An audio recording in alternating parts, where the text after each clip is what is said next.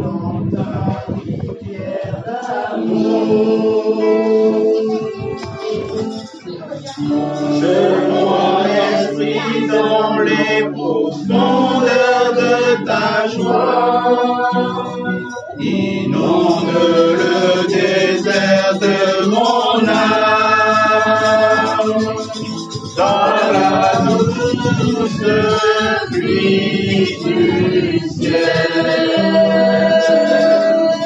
Mon âme est rafraîchie dans ton onction, envahie.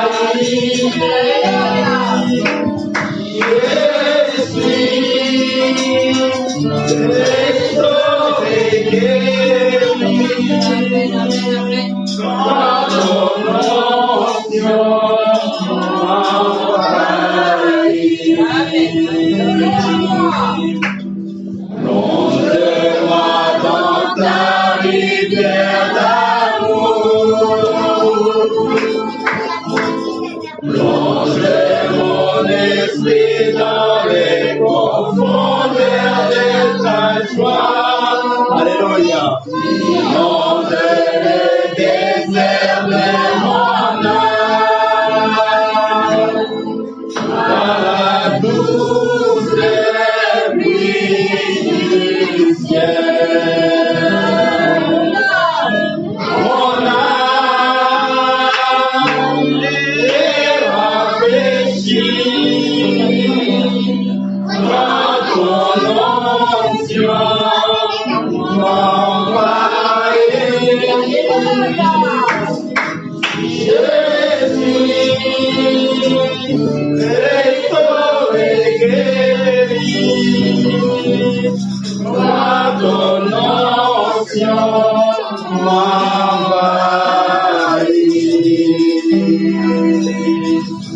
merci Père éternel, mon Dieu, mon roi. Nous te bénissons, Seigneur, mon Dieu. Toi, notre seul Dieu, celle qui te connaissent. Ô grand Dieu, comme dit ces chants, Père éternel, mon Dieu, mon roi. Nous te bénissons, Seigneur, mon Dieu, mon roi. Plonge-nous encore ce matin, Seigneur, mon Dieu, mon roi. Plonge-nous ce matin, Seigneur, mon Dieu, mon roi. Par ta pluie du ciel. Le Saint-Esprit, Seigneur, mon Dieu, mon roi, viens nous rafraîchir, mon Dieu, mon roi. Nous sommes secs au-dedans de nous, Père éternel. Mon Dieu, mon roi, que ce matin, mon Dieu, dans le nom puissant de Yeshua Mashiach, remplis chacun de nous, Père éternel. Par ta pluie du ciel, ô grand Dieu.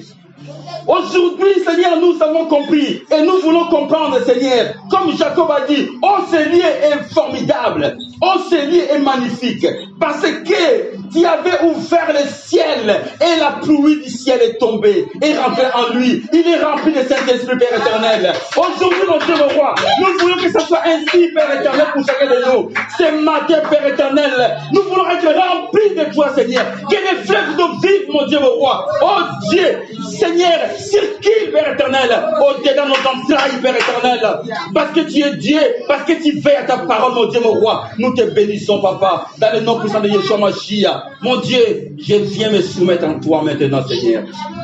Je me soumets en toi. Je soumets mon intelligence, ma connaissance, mon Dieu, mon roi. Mon intelligence, je le soumets, Seigneur, mon Dieu, mon roi, aux valeurs de ton royaume céleste, afin que je sois conduit par ta pluie du ciel de cet esprit, Seigneur. Et que ce qui sortira de ma bouche puisse sortir avec puissance, avec dynamisme du Saint-Esprit, Seigneur, au nom de Jésus. Parce que, mon Dieu, mon roi, on vient de lire, on vient de chanter, mon âme est rafraîchie. Mon Dieu, mon roi, il n'y a que ta parole qui nous rafraîchit, Père éternel. Que ta parole maintenant nous donne une nouvelle vie. Que ta parole nous transforme, Père éternel. Que ta parole, mon Dieu, mon roi, déloge tout ce qui n'est pas de toi dans nous au nom de Jésus. Que ta parole, mon Dieu, mon roi, coupe les liens. Que ta parole, mon Dieu, mon roi, nous révèle, Seigneur, ton langage, Père éternel. Nous te bénissons, Seigneur, ce matin. Parce que ce matin, mon Dieu, mon roi, tu vas nous parler, Seigneur, de ton langage. Parce que tu es papa. Tu veux que tes enfants apprennent à te connaître, papa. Nous te bénissons, Seigneur. de ce que tu as préparé en avance pour ce qui sortira ce matin de la bouche de ton serviteur, Père éternel. Merci pour ton onction, Père éternel, dans ces lieux. Dans le nom puissant de Yeshua Mashiach. Je renverse, mon Dieu, mon roi, tout raisonnement qui n'est pas de toi dans ces lieux, dans le nom puissant de Yeshua Mashiach. Nous voulons être seulement appropriés à toi, Yeshua Mashiach, ce matin. Parce que toi, tu n'es pas dans le nombre, mais tu es dans la fidélité du cœur. Nous te bénissons, Père éternel. Merci, Seigneur. Gloire, gloire et louange à toi, Papa. Merci, Seigneur. Prends ta place de roi des rois, Seigneur. Dans ces lieux, au nom de Jésus-Christ. Nous disons tous Amen au nom de Jésus-Christ. Amen, amen, Gloire à amen, Dieu. amen.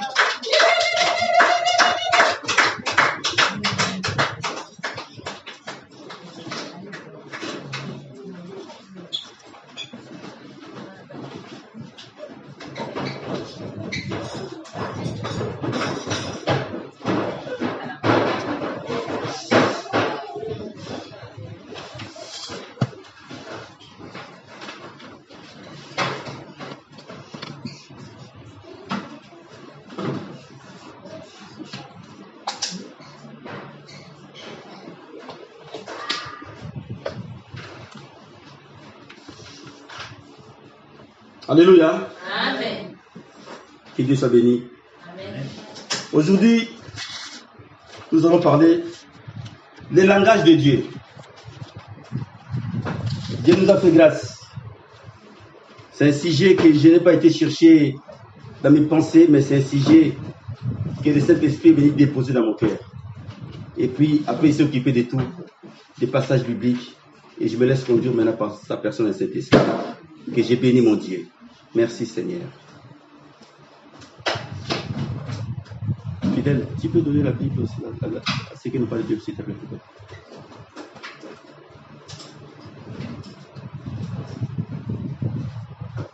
Nous allons lire Job 33, verset 14. Il est écrit ceci.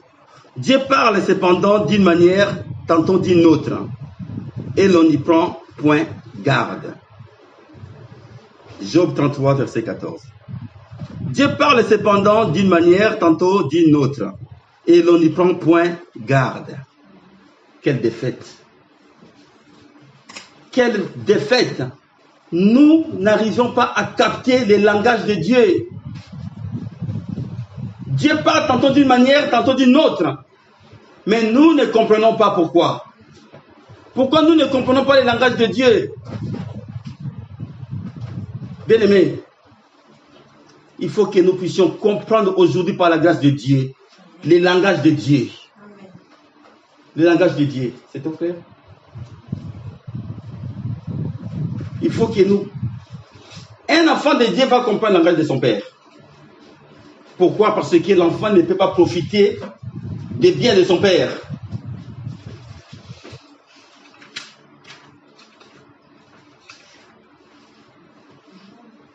Job 33, verset 14.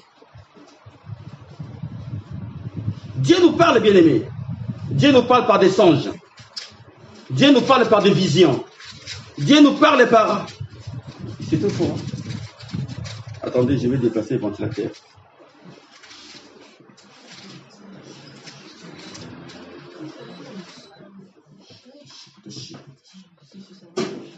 Excusez-moi. Mais ça après, c'est bien, ça va. C'est trop fort.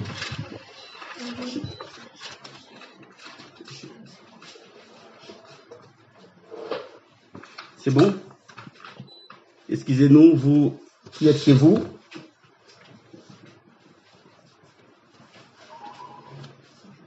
Dieu parle tantôt d'une manière, tantôt d'une autre. Dieu parle par sa parole, qui est la Bible. Dieu nous parle par des songes, par des visions. Il nous parle par des amis, par un voisin, par un inconnu aussi, même par un animal. Amen. Dieu nous parle. Un jour, j'ai eu un songe. J'ai vu une personne qui portait un chien dans le dos, dans les songes. Et j'avais oublié complètement ces songes-là. Et j'ai parti aussi dans la vie de cette personne en question. Et comme c'était échappé, ça m'a échappé. Et du coup, je vois un chien. Et les mêmes races de chiens que j'avais vu cette personne porter ses chiens dans le dos. Et je vois les mêmes races. D'un coup, pof, j'ai compris. Les songes me revenaient. Mais j'ai rêvé un tel qui portait ses chiens dans le dos. Et j'avais l'explication directement. Voilà. Cette personne, Dieu m'a parlé par ses chiens. Les chiens passaient, mais c'était un langage de Dieu. Qu'est-ce que je t'ai montré? Et j'ai compris. Et j'ai dit à la personne. J'ai dit à la personne la signification. Que tu portes des choses qui n'est pas de Dieu en toi. Tu portes des choses qui est démoniaque en toi. Il faut que tu vas à l'église. Il faut que tu pries. Ça, c'est le langage de Dieu. Même par un animal qui parle. Notre Dieu, nous jouons avec Dieu. Mais quand on ne joue pas avec Dieu, on commence à être craintif. Moi, je crains Dieu par la grâce de Dieu, je vous dis la vérité. Je crains Dieu. Parce que je connais la présence de Dieu. En commençant par ma propre transformation, c'est là que moi, je crains Dieu dans les quatre coins. Par sa grâce aussi. Par sa grâce bien-aimée. Parce que moi, je n'ai pas mérité ça, bien-aimé. J'ai dit aux gens, je n'ai pas mérité. Vu que je n'ai pas mérité, donc je sais que maintenant, comme Dieu est amour, c'est donné à chacun de nous. Dieu maintenant fait grâce à moi, il a mis un dépôt à moi, alors moi je donne ce que Dieu m'a donné à tous ceux qui viennent vers moi. Parce que Dieu m'a dit, tu es les phares. J'ai dit à Dieu, Seigneur, mais ce que j'ai vu, c'est les phares. J'ai dit, mais pourquoi tu montres les phares? Je témoigne quelque chose de réel. Avant que Dieu m'appelle, je savais qu'il m'appelait. J'étais en prière, j'ai vu l'océan devant moi. Et j'ai vu un phare au milieu de l'océan. Et des vagues qui venaient frapper l'océan. C'était dans la nuit. Mais les phares étaient visibles. Et la puissance de l'océan venait frapper les phares. Paf! Paf! Vous voyez des bruits des eaux. Comment c'est émotionnel. J'ai dit, mais Seigneur, c'est quoi que je vais de voir? Bien aimé, Dieu est puissant. J'étais comme je suis là. Je suis en prière. Mais je vois. Il n'y a pas encore 5 ans quand j'ai vu cela. J'ai dit, mais Seigneur, qu'est-ce que je vois? C'est l'océan. C'est un phare. J'ai dit, Seigneur, mais la voix me dit, ça, à quoi sert un phare? J'ai dit au Seigneur, mais il faut éclairer pour donner la direction. Va donner la direction au monde. Gloire à Dieu. Amen. Voilà. Amen. Merci, Seigneur. Ça, ce sont des choses. Je pense que c'est la première fois que je le dis. Je ne dis pas cette chose parce que les gens peuvent penser peut-être que Dieu me révèle des choses grandioses. Je ne veux pas. Je me mets vraiment, comment je veux dire? Je me mets je prends par la grâce de Dieu une simplicité. Parce que je sais que je ne mérite pas ça. Notre Dieu est grand.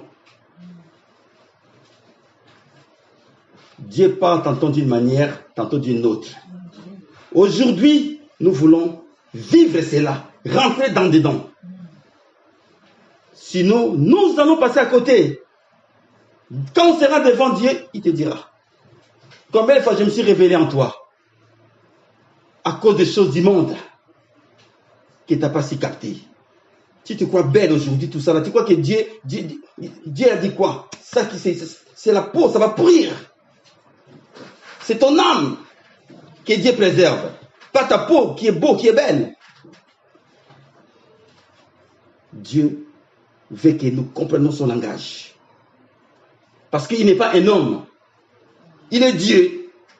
Donc il parle de 36 millions de moyens, mais vu que nous, on a la personne dans le Saint-Esprit, à nous, on a Jésus-Christ à nous, on a Dieu à nous, il sait que nous allons comprendre son langage.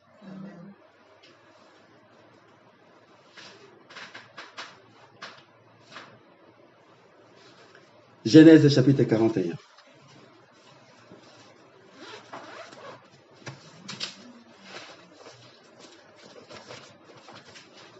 J'ai toujours dit, et je le redirai toujours, tu ne peux pas venir dans le Seigneur pendant 1 an. Moi, je dis clair. Déjà, 1 an là, c'est beaucoup. Moi, je dis seulement des semaines, des mois. Les fruits, des nouvelles fruits vont commencer à se révéler en toi, à se voir. Dieu ne peut pas attendre 6 mois. Et il est trop puissant par rapport à la chair. Il est trop puissant. Quand tu rentres dans l'obéissance de Dieu, on va commencer à voir les fruits de cette nouvelle personne qui est en train de naître en toi. On va commencer à les voir comme un bébé quand il commence à galoper, il commence à marcher, à tomber. On les voit aussi en nous. Les choses anciennes commencent à être passées et les choses nouvelles commencent à venir à vivre à cette personne de Jésus-Christ. Genèse chapitre 28. Oui, c'est ça, oui. Chapitre 41. Verset 28.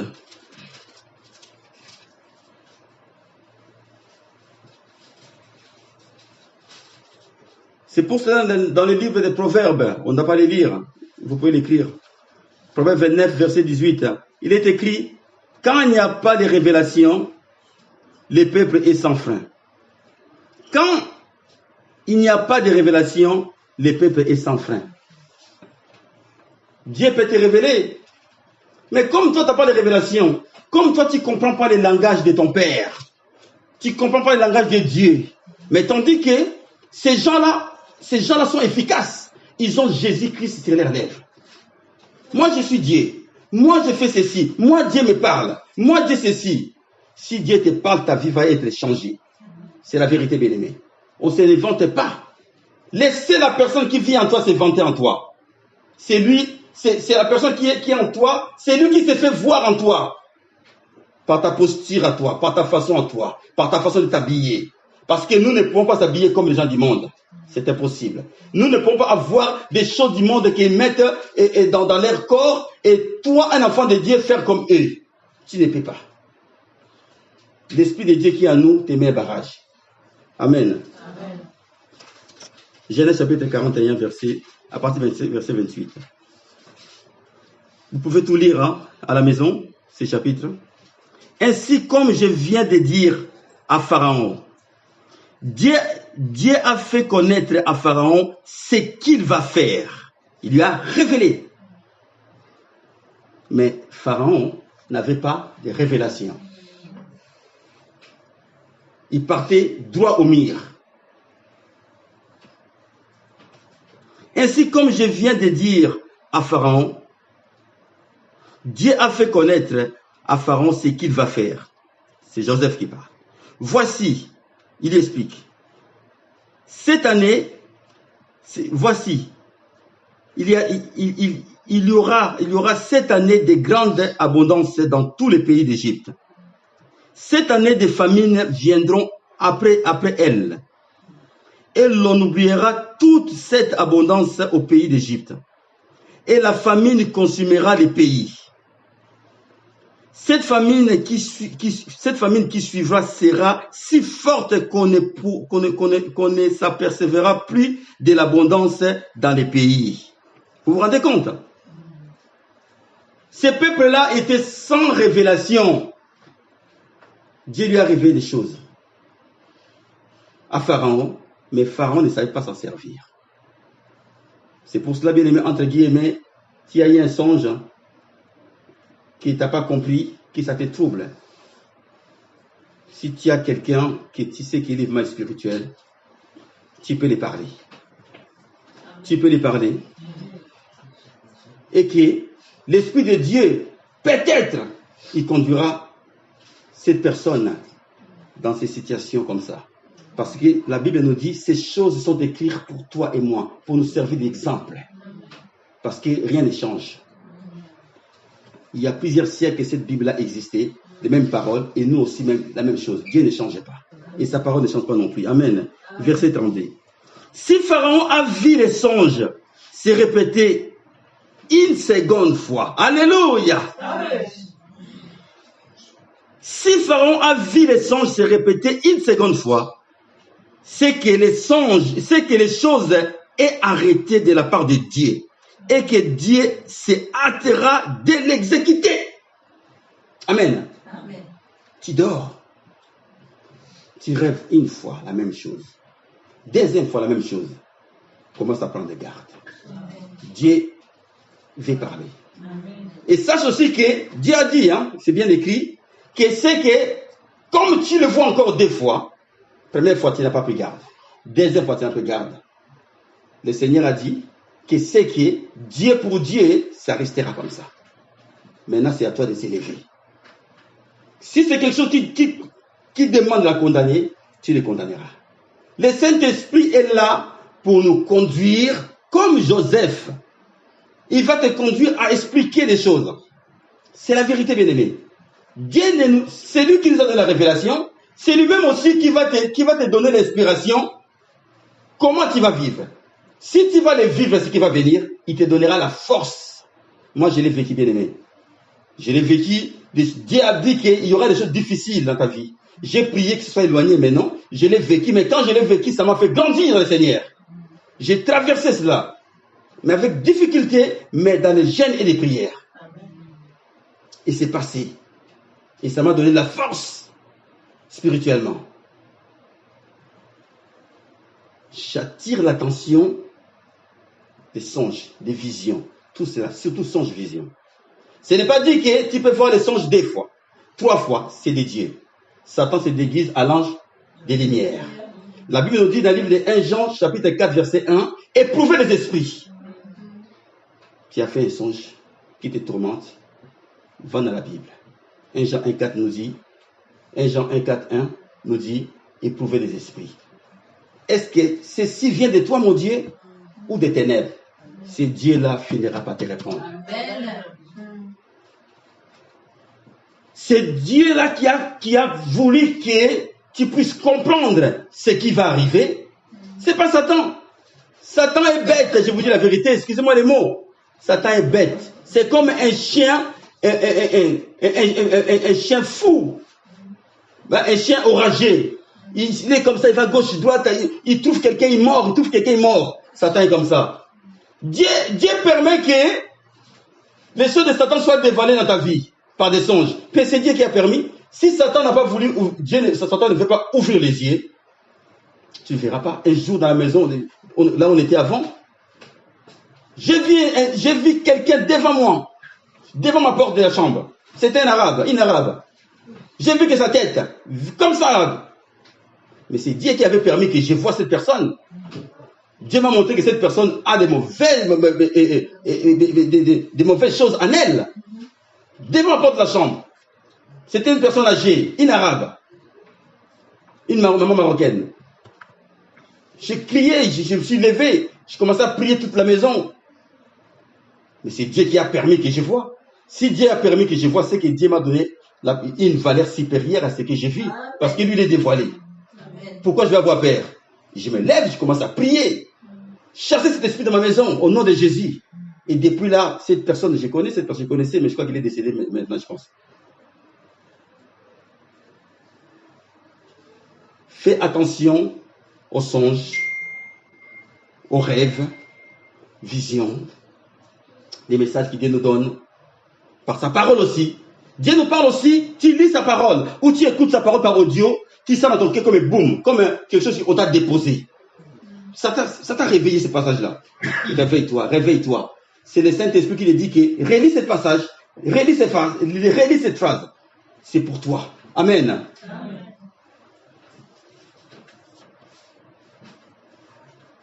Tu vois des rêves qui reviennent en toi. Les rêves que tu as ici en France, tu rêves tout le temps que tu es en Afrique. Il faut se réveiller. Ça fait partie des liens de famille. Des liens où tu viens, d'où tu viens. Il y a des choses à traiter, à faire.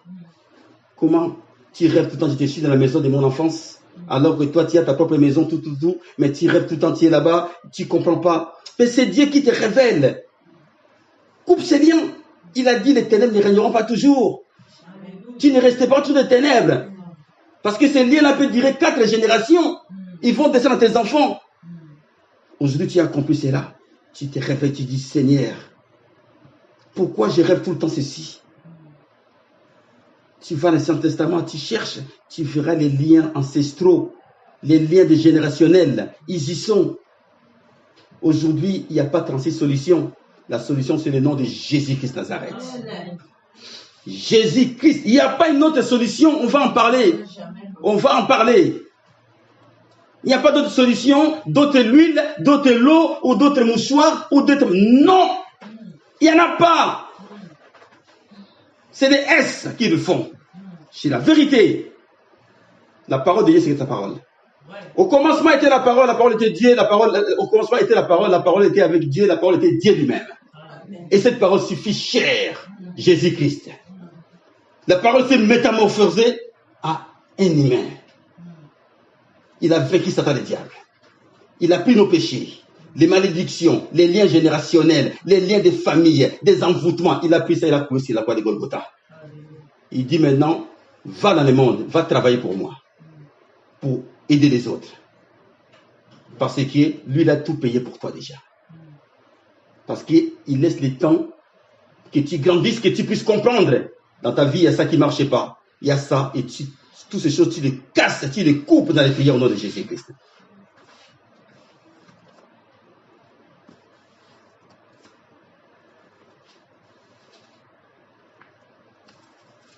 Un roi chapitre 13. Un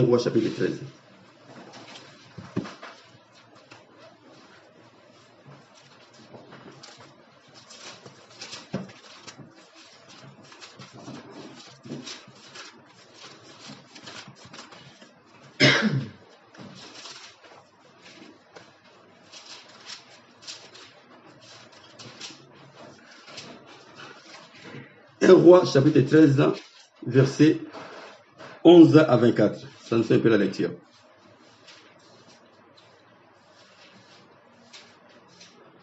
Dans le livre d'Ésaïe, c'est écrit: les pensées de Dieu ne sont pas nos pensées. C'est là est vrai.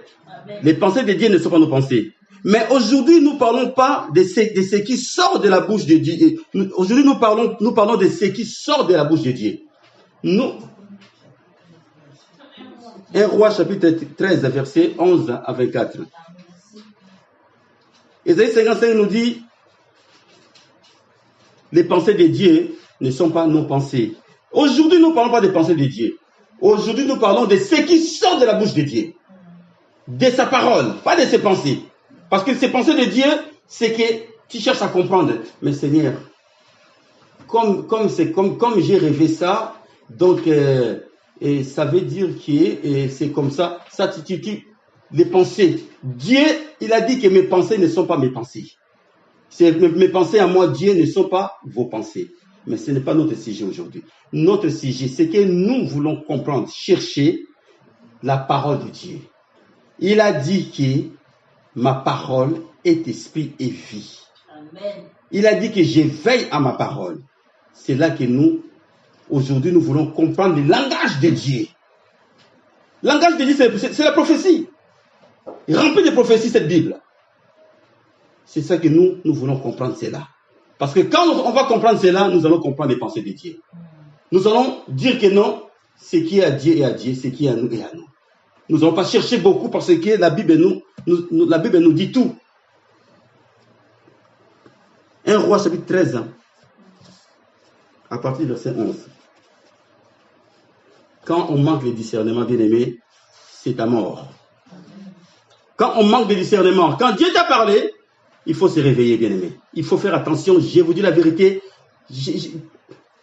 Un jour, Dieu m'a révélé il y a 10 ans. Là où on a quitté, quand on était à Léry, il y a eu des enfants, ils ont fait des dégâts à la maison. Et les frais nous ont coûté 6 000 €. Et les propriétaires que j'avais avant, Dieu m'a révélé qu'il est venu ici à la maison, il m'a frappé espèce de bâton de baseball sur la tête, je suis tombé par terre. J'ai compris que Dieu m'a révélé. Comme il habitait à 80 km d'ici, j'avais la négligence d'aller là-bas. Si j'étais parti là-bas, ce qui m'était arrivé à cette époque-là n'allait pas arriver. Dieu m'a révélé. Mais moi, qu'est-ce que j'ai fait? J'ai repoussé les choses au lendemain. Je vais aller demain. J'irai ce samedi-là, j'irai ce dimanche prochain, ainsi de suite. Et 8 mois ont passé, et voilà, je me suis retrouvé, tous mes comptes bancaires sont bloqués. Impossible de payer le loyer, impossible de payer tous les crédits, impossible. Et quand on manque un mois, bien aimé, il faut payer les mois prochains double. Avec quoi tu paieras tout cela? Et ces coups-là, comme ma femme me disait, tu avais plus 20 ans de coups. Tellement que les choses me tombaient sur la terre à gérer. Et j'ai pris un coup de veste d'un coup. Mais mon Dieu m'a fait prévenir. Si j'étais parti voir les messieurs, c'est pour cela, Dieu nous parle, mais nous ne prenons pas garde. Les langages de Dieu, il faut les comprendre. Amen. J'ai béni le Seigneur. Depuis ce jour-là, j'ai compris. Quand j'ai fait attention. Quand je parle aux enfants, je fais attention. Il se peut que Dieu parlera derrière les enfants. Faisons attention, bien-aimés. Dieu parle tantôt d'une manière, tantôt d'une autre. Mais vous ne prenez pas garde. Verset 11. Or, il y avait un vieux prophète qui demeurait à Bethel. Ses fils vers lui rencontrèrent toutes les choses que l'homme de Dieu avait faites à Bethel ces jours-là. Et les paroles qu'il avait dites au roi. Lorsqu'il en eurent fait les récits à leur père, il leur dit, par quel chemin s'en est-il allé? Ses fils avaient vu par quel chemin s'en était allé l'homme de Dieu qui était venu de Juda. Et il dit à ses fils, scellez-moi l'âne. Ils lui scellèrent l'âne et monta dessus.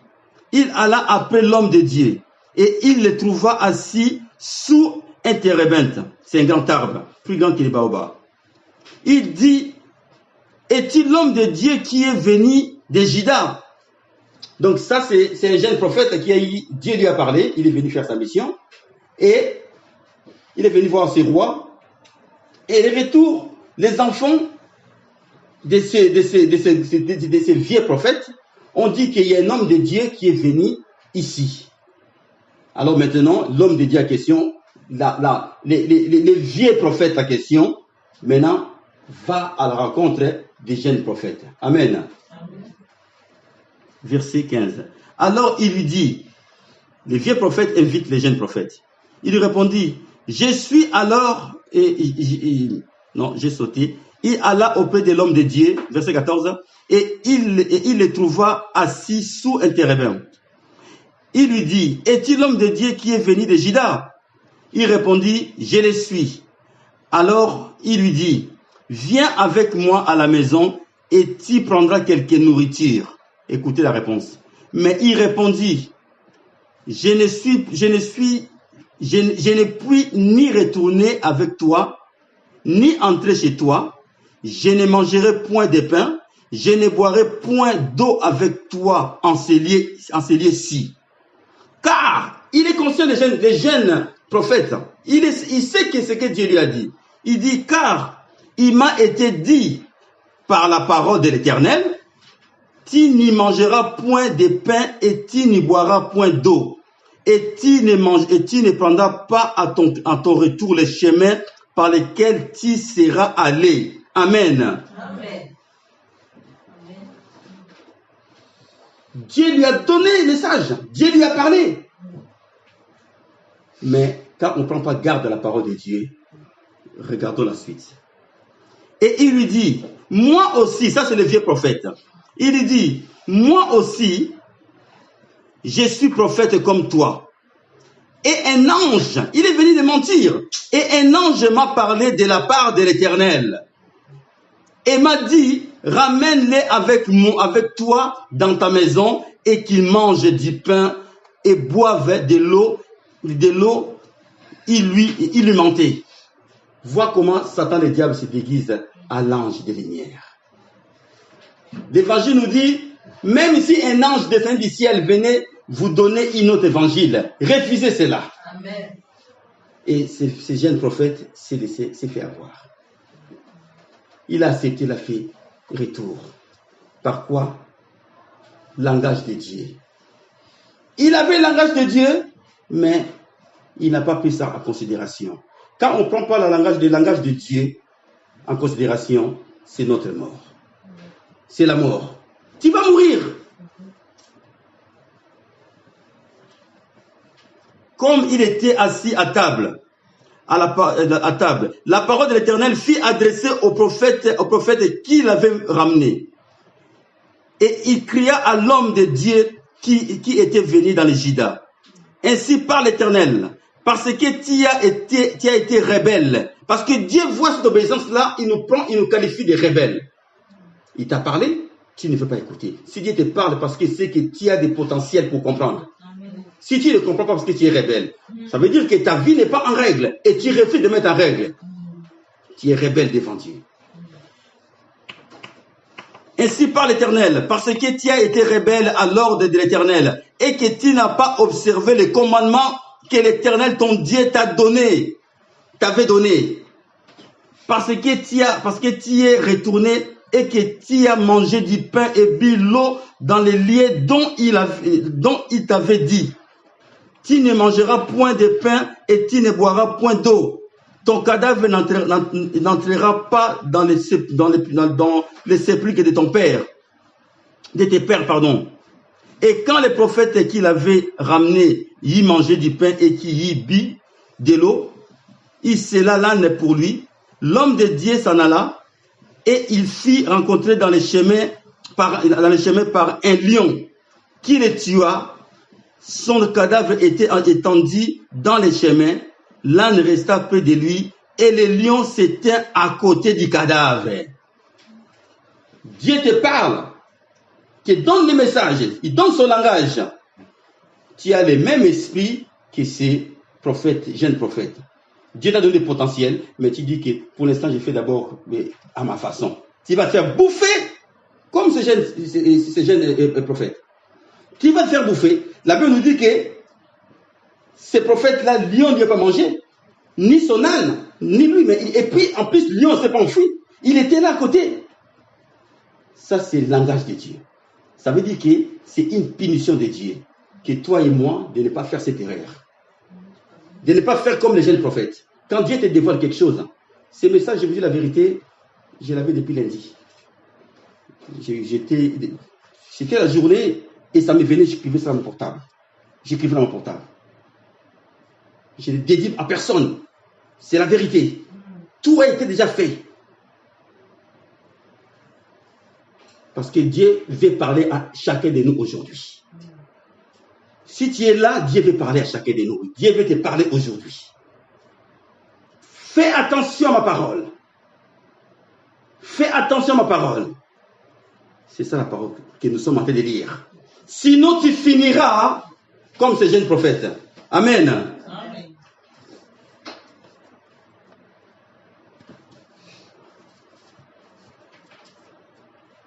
Nous allons lire Jérémie 29.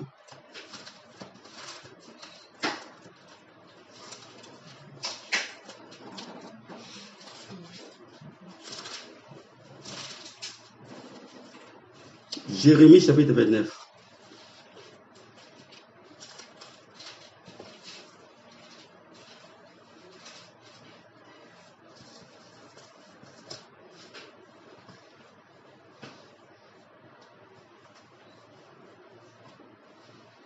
Dans le livre de Jérémie, au verset 1, chapitre 1, verset 12, il nous dit que l'Éternel dit, je veille sur ma parole pour l'exécuter. Dieu veille sur sa parole pour l'exécuter, bien-aimé. Vous pouvez écrire ça pour vérifier chez vous et pour apprendre. Dieu veille. Jérémie chapitre 1, verset 12. L'Éternel dit, je veille sur ma parole pour l'exécuter. Alors, comme Dieu veille sur sa parole pour l'exécuter, il faut que toi, tu prends garde. Amen. Si tu ne prends pas garde, la parole que Dieu a annoncée, tu le verras accompli, parce qu'il a dit que ma parole, la parole qui sort de ma bouche, ne retourne pas à moi sans remplir sa mission. Quand Dieu sort sa parole, il retourne à Dieu avec gloire, parce que la parole a rempli sa mission, bien-aimé. C'est pour cela, toi et moi, il faut que nous nous élevons dans nos vies, dans nos familles. Satan, le diable, son but, c'est de détruire, de gorger. Il ne veut pas de famille. Il veut des concubinages. Quand quelqu'un veut un mariage, il ne veut pas. C'est l'institution de Dieu qui a créé Mais Satan a créé les concubinages, les pax, tout la pédophilie et l'homosexualité. On permet que les deux hommes se marient en inverse de ce que Dieu a instauré comme institution de mariage. Satan, le diable, ne fait pas de ça. On voit en Afrique, certains pays d'Afrique, les mariages pour se marier, c'est comme s'ils vendaient la fille. Ils donnent des montants colossaux. Tu donnes, je ne sais pas combien, 5 000 francs, ou je ne connais pas les montants en Afrique, ou en dollars, mais je sais seulement que beaucoup de gens veulent se marier, mais ils ne peuvent pas parce que les montants que les parents demandent, c'est tellement colossal. Mais c'est quoi? C'est l'œuvre de Satan? Satan empêche. Il veut que vous restez comme ça en concubinage. Comme ça, vous allez louper votre ticket des trésors du ciel. Vous ne rentrerez pas. Il faut être propre. Il faut souffrir avec Yeshua Mashiach. La souffrance avec Jésus, c'est que tu passes dans le chemin, dans le chemin qui est difficile. Mais quand tu passes, c'est pour enlever les impuretés. Tellement que le chemin est petit, ça enlève tout ce qui est impur en toi. Parce que devant la porte là, c'est Jésus-Christ. Il faut que tu sois saint, sans tache et sans ride, pour passer dans cette porte là qui est Jésus-Christ. Amen. Jérémie chapitre 28, 29, versets 7 et 8.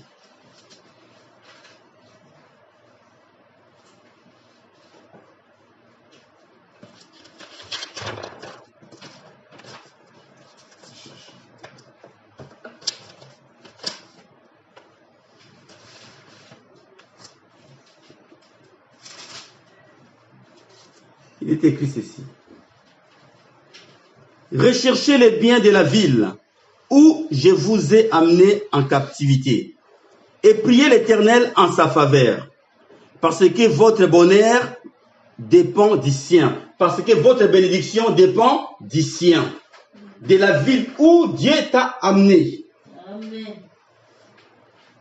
C'est un langage. Mais il faut rentrer dans ce langage. Il faut comprendre.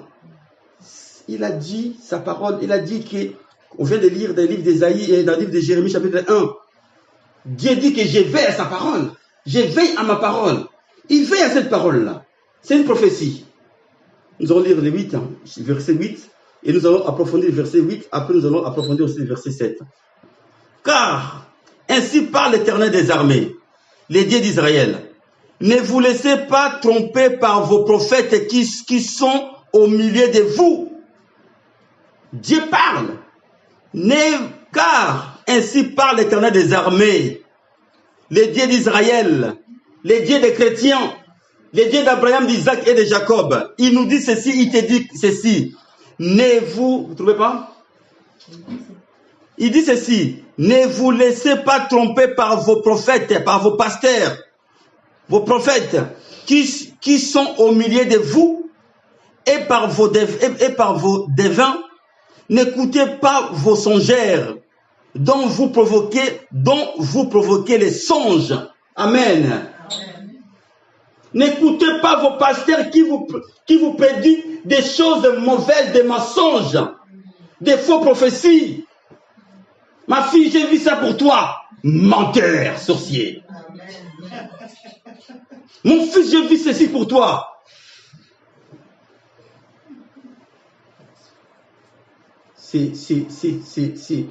C'est triste, bien-aimé. C'est triste. Aujourd'hui, c'est le jour de la victoire dans ta vie et dans ma vie. Au nom de Jésus.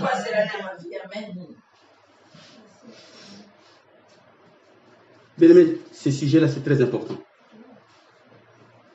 À la fin, nous allons voir aussi notre histoire aussi. De l'amertume. Il faut que ça quitte. Nous voulons voir. Bien-aimé, dimanche passé, on a prêché. On a dit, si l'église, nous sommes tous dans l'église et nous marchons d'un commun accord, nous allons faire des miracles. Amen. Si l'église sainte, Dieu lui voit en lui, tu es béni. C'est ça que je cherche par la grâce de Dieu. Dieu, tu peux m'envoyer des gens, des grands voleurs, des grands sorciers, qui viennent, Celui qui veut être transformé, Dieu va le transformer. Amen. Celui qui ne veut pas, Dieu le mettra en fuite. Ce n'est pas moi. Il y en avait un qui est venu ici, personne ne savait. Il a dit que c'était un pasteur. Mais nous, on le savait. Les mêmes jours, il est venu entretien avec moi un samedi. La nuit, j'ai prié, Dieu me dit, il a menti. Il n'a pas tout dit. Pendant ma prière, il a menti, il n'a pas tout dit. Je lui ai rien dit. Nous, on priait. Il venait ici. J'ai prié, on priait, on continue à prier avec lui. Mais j'ai compris. Un homme sans frein et un homme sans révélation, c'est un homme sans frein. J'avais la révélation. Il avait dit que c'est un mauvais fruit. Mais j'ai laissé. Aujourd'hui, il est où? L'Esprit de l'Éternel lui a mis en fuite. Ce n'est pas moi. C'est la parole de Dieu. Amen. Moi, je ne peux pas lui chasser. C'est la chair. C'est un combat spirituel. Moi, j'ai pris Dieu. Si tu as amené ici, Seigneur mon Dieu, qu'il soit transformé, fais-le. Si tu l'as amené ici pour comprendre quelque chose, fais-le. Mais ce que nous voulons que ta volonté soit manifestée dans cette église au nom de Jésus-Christ. On a payé ça pendant plusieurs mois. La personne a fui. Il a même fui un pasteur, il a même fui sa femme aussi en même temps. Pour vous dire c'était quel élément. Qu'est-ce qu'il voulait de nous? Il voulait détruire l'œuvre de Dieu qui était à nous ici. Alléluia. Amen. Notre Dieu est vivant. Au nom de Jésus.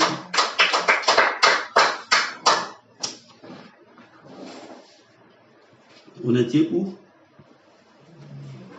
Verset 8. Car ainsi parle l'Éternel des armées, les dieux d'Israël. Ne vous laissez pas tromper par vos prophètes qui sont au milieu de vous et par vos devins. N'écoutez pas vos songes dont vous provoquez les songes. Amen. Amen. J'ai marqué, aujourd'hui, on voit des pasteurs qui enseignent la prospérité. Donnez, vous toucherez plus encore. Ils prêchent la prospérité, ils mettent les paniers d'offrandes, paniers d'offrandes pour l'invité, paniers d'offrandes pour les prophètes, pour les pasteurs, pour l'église, enfin bref, toutes ces choses-là, moi je n'ai pas connu ça. Je les vois que sur Internet. C'est écrit où?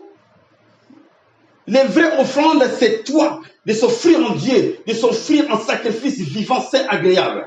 C'est ça. Quand tu as compris cela, tu donneras comme toi tu veux toi-même. Amen. Un serviteur de Dieu n'a pas les doigts. Dieu est millionnaire des millionnaires, multimillionnaires. Il a dit l'or et l'argent m'appartient. Pourquoi moi je vais aller demander l'argent à un frère ou une sœur? C'est que mon Dieu à moi, il est né là. Mais mon Dieu à moi, c'est lui qui est le maître de l'argent. Il m'a dit, il t'a dit à toi, cherchez premièrement le royaume de Dieu céleste. Et le reste, je vais te balancer cela comme des cacahuètes. Je vais te balancer comme des pots de corne. Mais comme ils voient les choses terrestres, panier d'offrande, panier de... Ceux qui connaissent ça, vous mettez les mots. Moi, je l'ai vu que sur Internet. Dans l'église où j'étais, il n'y avait pas du tout ça. Même quand quelqu'un venait pour donner la dîme au pasteur, le pasteur dit c'est très gentil, il va mettre ça aux offrandes. Ah, ils mettent des paniers, oui j'ai vu ça, certaines aussi, paniers de 10 euros, de 5, même paniers de pièces. Dans d'autres églises, ils refusent des pièces. Alors l'enfant, il est content de mettre son petit 20 centimes, 1 centime dans les paniers pour son Dieu. Et ces gourous-là refusent l'enfant mettre ses 2 centimes dans les paniers. Il n'y a plus de paniers et des centimes. L'or et l'argent appartient à Dieu, ce n'est pas à toi. Tu vas les laisser voler. C'est la vérité, bien aimé. C'est la vérité. Quand tu vois ces gens question, bon, bref, je ne rentre pas dedans, c'est pas bon, mais c'est terrible. C'est terrible, bien aimé. Ceux qui sont dans des endroits pareils, il faut prier. Priez pour ces gens. La prière est plus puissante. Amen. Un jour, une sœur qui me dit, j'ai tenté de prier. Pendant que j'ai prié, il a vu comme un feu qui est tombé sur son toit. Boum! Comme un marteau, comme sa parole dit dans le livre de Jérémie, ma parole est plus puissante qu'un marteau. Plus puissant pour percer, briser des rocs. Dieu lui a montré, pendant qu'il priait, Dieu a montré cette terre-là, la puissance de sa parole, de la prière de sa parole. Il est venu comme un feu, une boule de feu, briser les toits. C'est ça la parole de Dieu. Prie seulement pour ces gens-là. Seigneur, fais sortir ces gens-là dans ces prisons démoniaques sataniques. Au nom de Jésus. Prends ça en sujet de prière. Parce que tu peux pas lui dire en face comme ça, il ne comprendra rien du tout. C'est un combat spirituel. Remets sa main du Seigneur. Il y a d'autres aussi. J'ai vu les pasteurs, ils disent aux bien-aimés, écrivez les sorciers dans vos vies, dans vos familles. Prenez un bout de papier, écrivez les noms des sorciers dans le papier. Et puis, pliez ça, et ce soir à minuit, vous sortez chez vous, vous allez vous le brûler. Comme ça, les sorciers, votre sortie de la famille sera démolie. Voilà, bien aimé. Mon peuple périt par manque de connaissances. Mais pourquoi? Parce que le peuple a rejeté, c'est écrit. Mais puisque vous avez rejeté, moi aussi, puisque vous m'avez rejeté, moi aussi, je dois vous rejeter. Comme les jeunes prophètes. Il a rejeté la parole de Dieu. Et Dieu aussi lui a rejeté. Il dit à son église, écrivez, prenez un papier, écrivez les noms des membres des sorciers de vos familles, et la nuit, vous brûlez cela. Dans d'autres églises aussi, les pasteurs, qu'est-ce qu'ils font? Ils donnent les mouchoirs aux bien-aimés. Ils suivent les fronts, comme je transpire là, ils suivent les fronts, ils font la quai, à la querelle, comme on chante dans le monde, oh, à la querelle, oh. Mais là, ils ont mis chanson ils seraient mettre directement à la querelle, c'est chant du monde, hein. Ils prennent les mouchoirs sur les fronts, ils vont dans la toilette, ils jettent, ils tirent les chasses d'eau pour faire un verre après. C'est écrit où dans la Bible, bien-aimé? Vous êtes en train de vous faire posséder, vendre votre âme. Votre vie ne peut pas marcher. Quelle méchanceté de l'homme, bien-aimé. Et un homme comme ça, vous pensez que... J'ai prêché il y a 3 semaines, 4 semaines. J'ai dit, si toi tu n'es pas capable d'empoisonner quelqu'un, hein, sache que l'autre là est capable de le faire. Donc vous n'êtes pas pareil. Quelqu'un qui fait comme ça, il est capable de tuer. Déjà, il t'a déjà tué déjà. C'est quoi ça? C'est une puissance des eaux. Puissance des eaux. Vous connaîtrez la vérité vous rendra libre. C'est ça la vérité. Vous connaîtrez la vérité vous affranchira. Je connais la vérité. Qu'est-ce que tu veux venir? Qu'est-ce que tu veux venir me faire?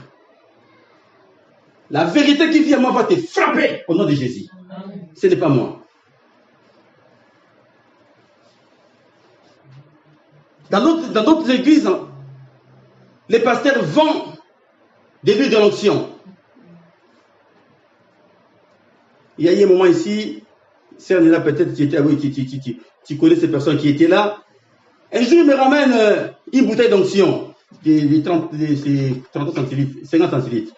Il me ramène une bouteille d'huile qu'il a achetée. Il dit, pasteur, tu peux prier pour prier l'huile là? J'ai dit, pourquoi? Il dit, non, c'est l'huile d'onction. J'ai dit, pourquoi? Là où j'étais, on faisait ça. J'ai dit, ah bon, j'ai prié pour toi, mais je ne prie pas pour celui-là.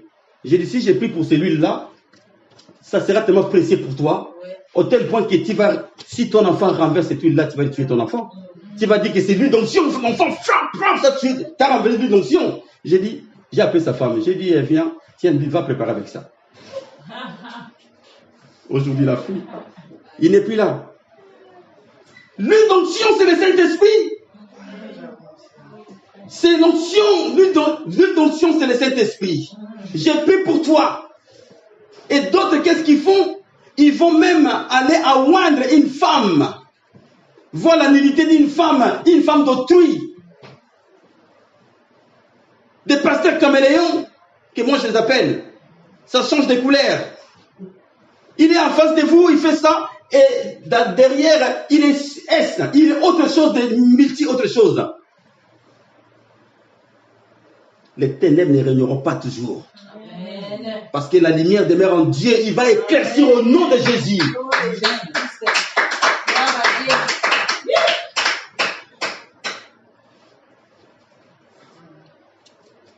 D'autres pasteurs, qu'est-ce qu'ils disent? Ils conseillent leurs bien-aimés. Il dit, il prie l'eau. Il dit, bon, tous les soirs avant de dormir, mets-la partout dans ta maison. Espère cette eau partout à la maison, on va dormir. Ce sont des pratiques démoniaques, ce n'est pas de Dieu. Nous, on fait ce que Jésus a fait. En dehors de ce qui est de Jésus, ce n'est pas de Jésus. C'est Satan le diable. Quelle eau! Il a dit, venez à moi les fleuves d'eau vive couleront le long de vos sangs. Le Saint-Esprit coule en toi. Il jaillit en toi. Mais tu vois pas des fois, quand tu pries ou tu chantes, tu sens quelque chose qui bouillonne en toi.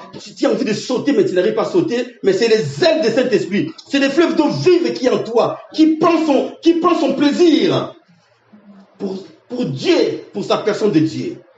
Amen. Amen. Les autres, ils apprennent à leur église. Il dit, mettez une bouteille, un seau d'eau derrière la porte de la maison.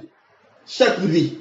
Comme ça, si l'ennemi vient, et l'eau là va se transformer comme un fleuve. Il ne rentrera pas. Oh, non. Les sorciers, il peut quitter l'Afrique, il vient ici en France, ici. Il a traversé des océans jusqu'en France, ici. C'est pas ton seau que tu as mis là.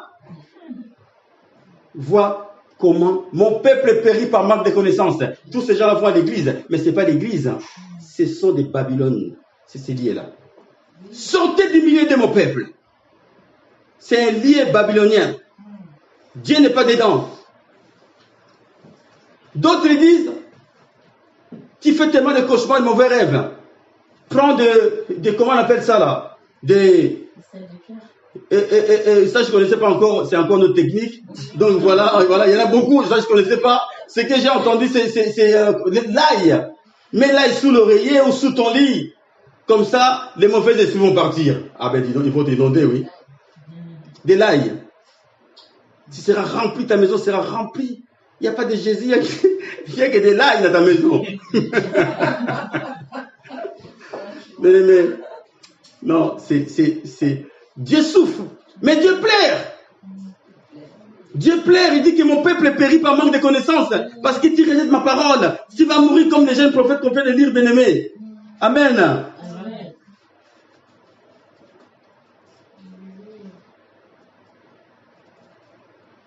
Merci Seigneur mon Dieu, au nom de Jésus. Nous allons retourner au verset 7. Recherchez les biens de la ville où je vous ai mené en captivité. Et priez l'Éternel en sa faveur, parce que votre bonheur en dépend. Parce que ta bénédiction en dépend du lieu où moi, Dieu, je t'ai amené. Amen. Je t'ai mis dans cette ville. Je t'ai mis dans cette église. Alléluia. Parce que moi, ton Dieu, c'est ta bénédiction en dépend de ces lieux-là. Les impuretés sortiront de toi de ces lieux-là. Au nom de Jésus. Pas des fidèles, mais de ce Dieu qui travaille avec moi. Moi, le Dieu qui travaille avec moi, c'est le Dieu d'Abraham, d'Isaac, de Jacob. Amen. Je connais ce Dieu-là. C'est ce Dieu-là. Amen. Amen.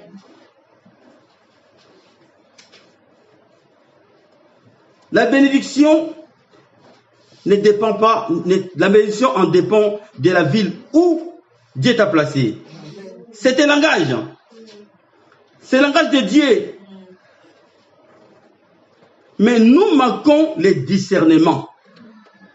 Pour comprendre ces passages que nous venons de lire, nous manquons le discernement. Seigneur dit, ta bénédiction en dépend du lieu où tu demeures. Mais manque de discernement, bien-aimé. Le Seigneur nous a donné la terre pour assujettir la terre. Et maintenant la terre nous assujettit. Dieu nous a mis pour dominer la terre, sur la terre. Mais maintenant, la terre, donc c'est les ténèbres. Les ténèbres, maintenant, nous dominent. L'inverse des choses. Ce n'est pas de Dieu. Comment veux-tu comprendre les choses? Comment veux-tu comprendre le langage de Dieu si tes yeux sont fixés aux choses terrestres? Ma soeur, mon frère, comment veux-tu comprendre le langage de Dieu si tes yeux sont fixés aux choses terrestres? Toutes ces choses-là, tu vas faire des beaux rêves, des songes, lire la Bible. Mais tant que tes yeux sont fixés aux choses terrestres, tu ne comprendras pas les langages de Dieu. Parce qu'il faut adonner à Dieu. Il faut être supérieur aux choses terrestres. C'est là que l'Esprit de Dieu va commencer à te révéler le langage de Dieu. C'est en fixant les yeux vers les célestes. Et de là que tu auras la révélation des langages de ton Père éternel. Amen. Romains 12, chapitre 1. On ne va pas le lire. On ne va pas le lire pour gagner le temps. 12, chapitre 1 et verset 2. Il est écrit ceci au verset 1. À peu près il est écrit: offrez vos corps en sacrifice vivant, saint, agréable. Cela sera un culte agréable pour vous, pour toi et moi. Verset 1. Quand tu donnes ton corps en sacrifice vivant, saint, agréable à Dieu, quand vraiment tu l'as fait, ça veut dire quoi? Ça veut dire que tu es mort. Tu n'existes plus. Tu te sacrifies. Celui qui a des questions à me poser pour ça, ces passages-là, on parlera après. C'est la démarche de chacun de nous. Moi, ces passages-là, j'ai prié ces passages-là peut-être pendant 10 ans. Ces versets-là. Seigneur, je vais être un sacrifice agréable pour toi. Je t'offre. Vous savez, c'est quelque chose de formidable. Offrez vos corps en sacrifice vivant. Offrez vos corps en offrande. Quelque chose comme ça là. En sacrifice vivant, saint, agréable. Bien-aimé, écoutez ce que je vais vous dire.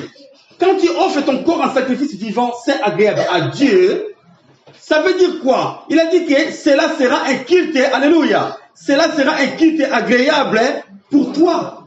Pour ton propre corps déjà. Tu t'es sanctifié. Tu es sans tache, sans ride. Aux yeux de Dieu. Alors qu'est-ce qui se fait maintenant? C'est là que la porte du ciel s'ouvre en toi. Comme Jacob. Oh, ce lieu est redoutable. Ce lieu est magnifique. Pourquoi? Parce que Dieu a ouvert le ciel. Jacob a vu le ciel, la porte ouverte. Et Dieu à la porte. Jésus à la porte. Quand tu offres ton corps en sacrifice vivant, saint, agréable à Dieu, et Dieu maintenant, comme il voit que tu es un culte agréable, que lui, il peut se révéler, et voilà, Dieu s'ouvre, il te montre en toi, il te révèle les choses célestes.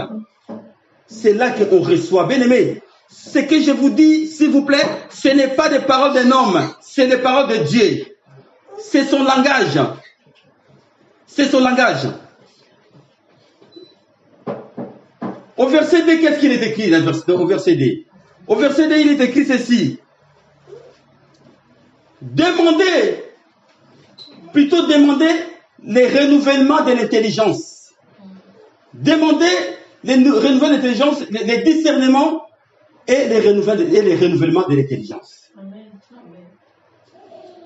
Pourquoi? Parce que vu maintenant que tu t'es offert à Dieu.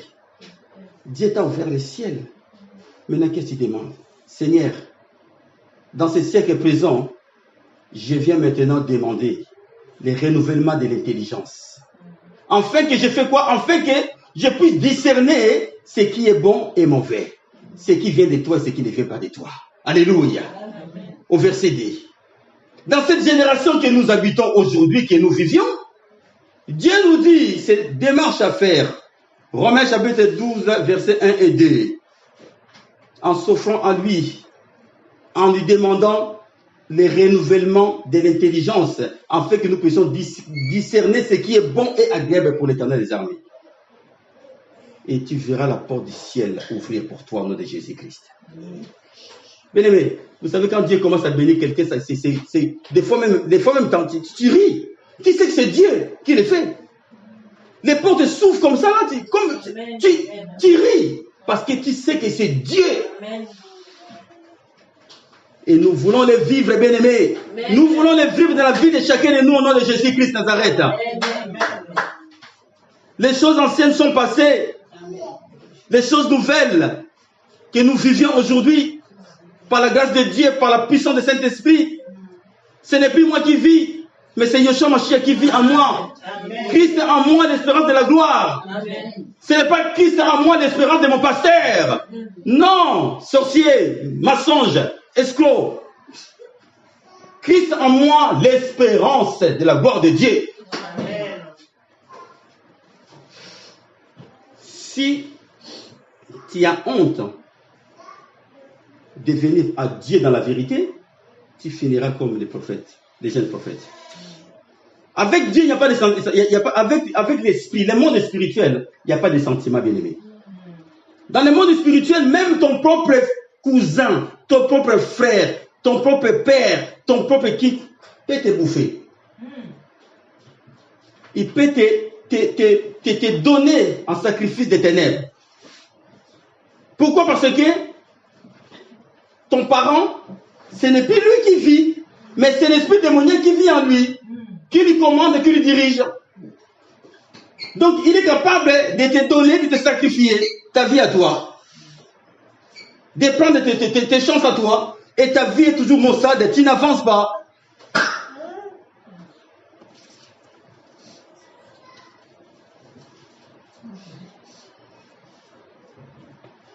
Lorsque nous sommes enfants de Dieu, nous sommes entre les mains de l'Éternel des armées.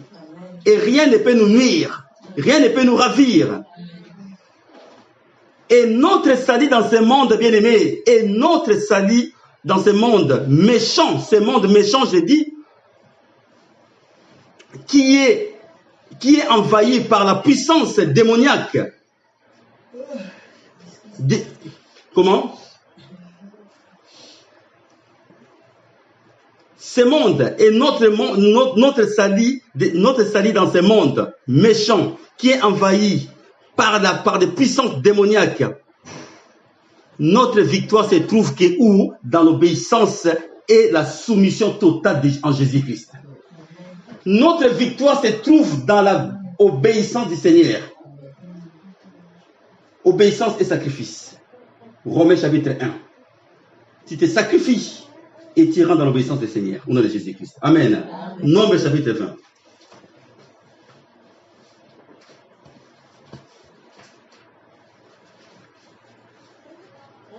Nombre chapitre 20. C'est un tout petit peu long, un peu plus long, mais c'est tellement succulente la parole de Dieu que nous allons manger comme Jérémie a dit, Seigneur, j'ai mangé ta parole, je les ai dévorées. Quand tu manges la parole de Dieu, quand tu dévores la parole de Dieu, et crois-moi, avec Dieu, il n'y a pas d'excès de table. Ça fait que l'excès du Saint-Esprit, l'onction augmente en toi au nom de Jésus-Christ. Amen. Amen. Alléluia. Nombre chapitre 20.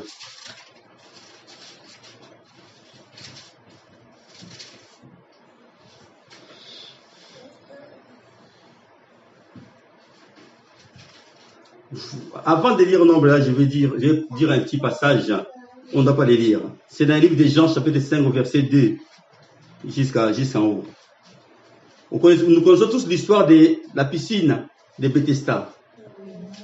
Cet homme paralytique qui était là tous les jours, il était là. Quand l'ange venait et secouait l'eau, c'est lui qui rentrait en premier dans l'eau, dans la piscine, il trouvait la guérison totale. Mais cet homme-là, il n'avait personne pour le précipiter dans l'eau. Tout le temps était là. Et la Bible nous dit que cette personne a vécu son infirmité pendant 38 ans. Vous vous rendez compte? Pendant 38 ans, il était là. Souffrir dans le monde. Mais il y a eu un jour, Jésus-Christ s'est présenté à lui. Au verset 5, il dit, au chapitre 5, verset 5, Jésus lui pose la question, veux-tu être guéri? Et la suite nous dit, Jésus lui dit, veux-tu être guéri? Et les paralytiques, les malades, qu'est-ce que lui aurait de dire oui? Mais qu'est-ce qu'il a commencé à dire?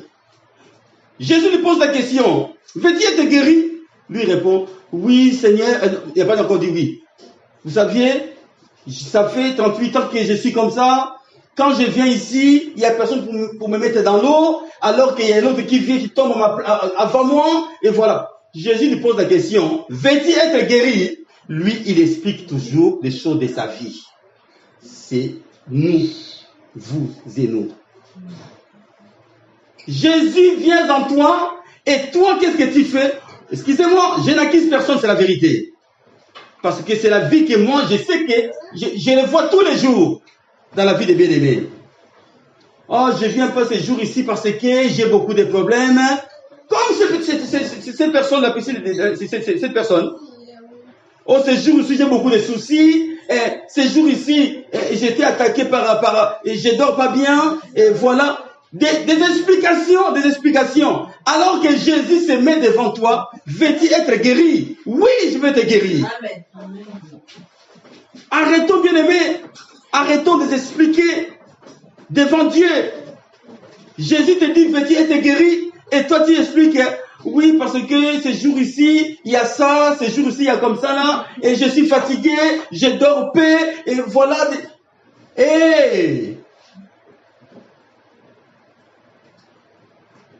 Jésus, Dieu parle tantôt d'une manière, tantôt d'une autre.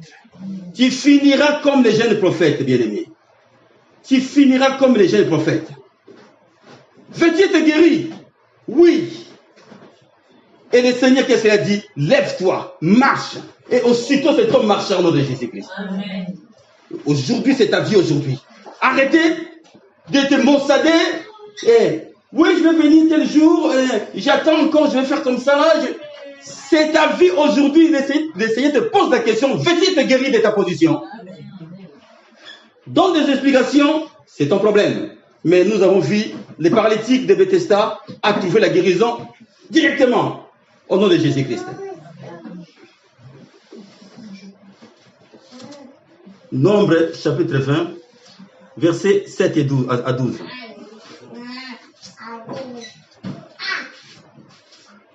L'Éternel parla à Moïse et dit, prends la verge. Bien aimé, alléluia. Amen, amen. Amen. Et on passe bien 2 heures de temps à regarder un film à la télévision. Un bon film. Bon, la prédication ne durera pas 1 heure quand même. Peut-être dans 10 minutes c'est fini, peut-être.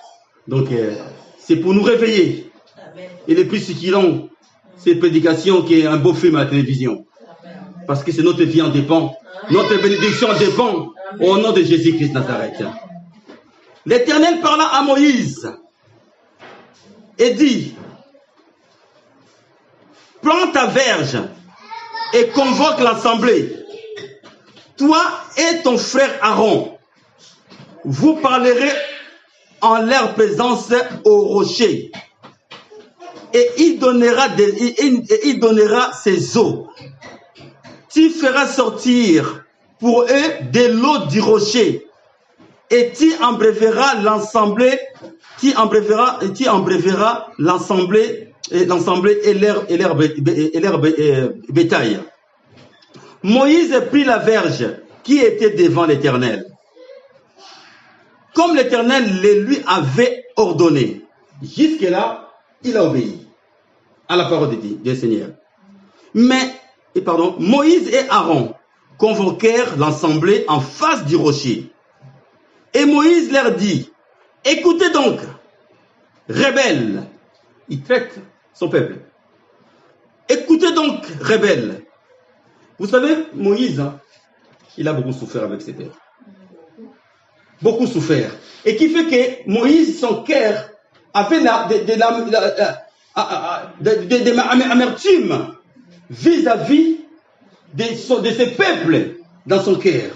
Alors l'amertume nous fait décaler, nous fait déplacer de la vision de Dieu bien-aimé.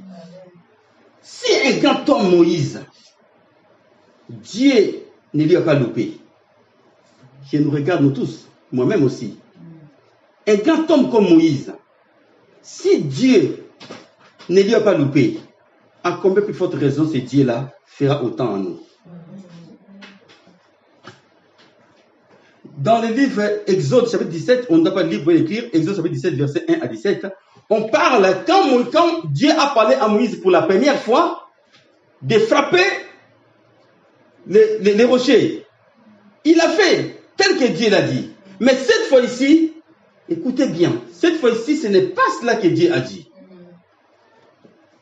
Il a reçu le langage de Dieu, mais il a fait selon son cœur. Et il est sorti du plan de Dieu. Le langage de Dieu, c'est Dieu qui te parle. Pour que des écailles tombent. Pour que le cœur, les yeux du cœur s'illuminent. Que tu commences à voir des choses que tu ne vois pas.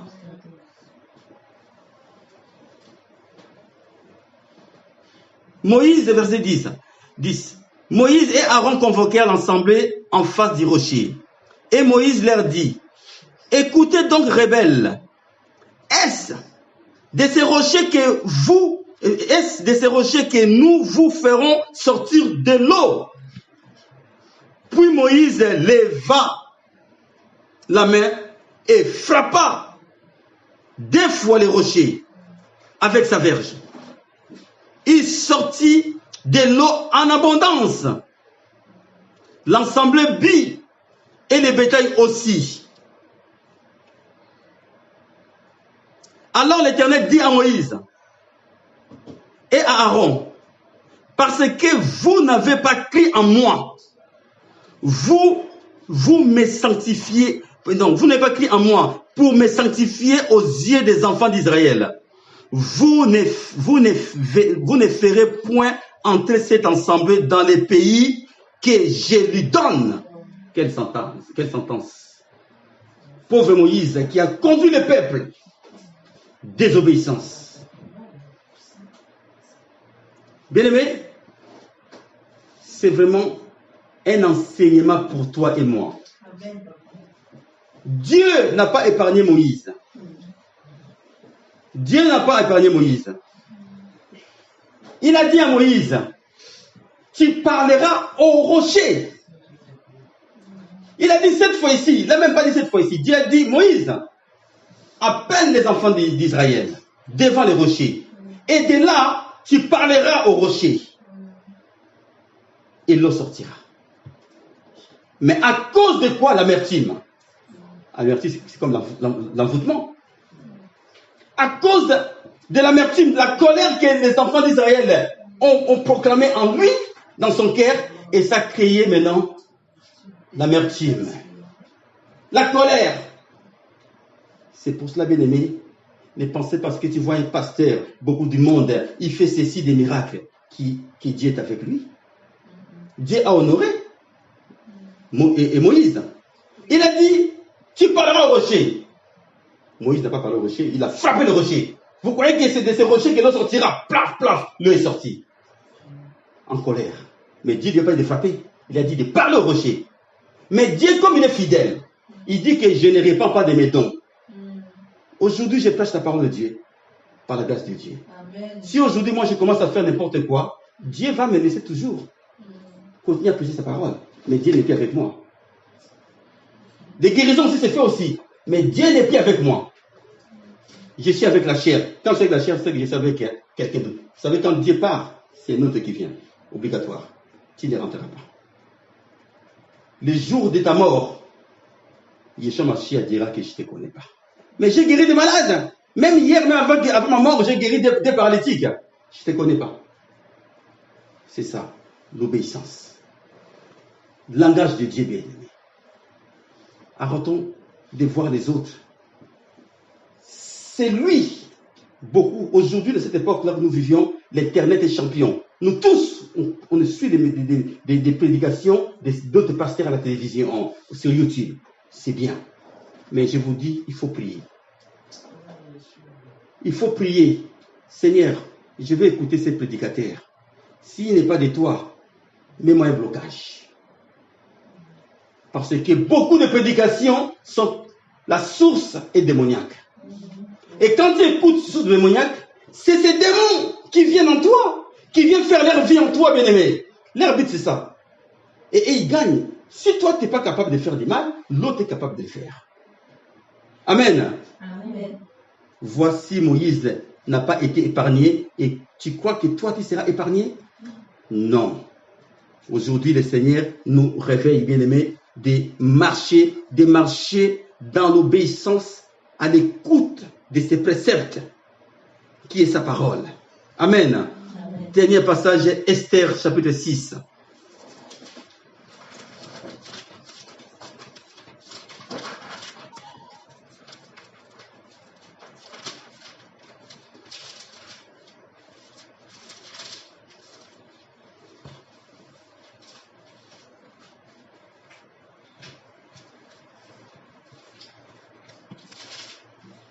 Esther, chapitre 6.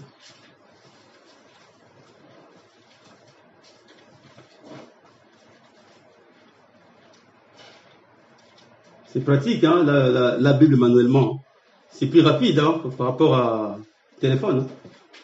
Hein. Non, c'est très bien. Comme ça, au moins, on aura l'habitude de savoir tel livre se trouve à tel endroit, de tel endroit.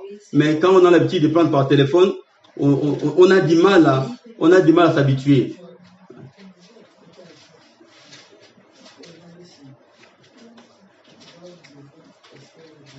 Voilà. C'est juste avant Job.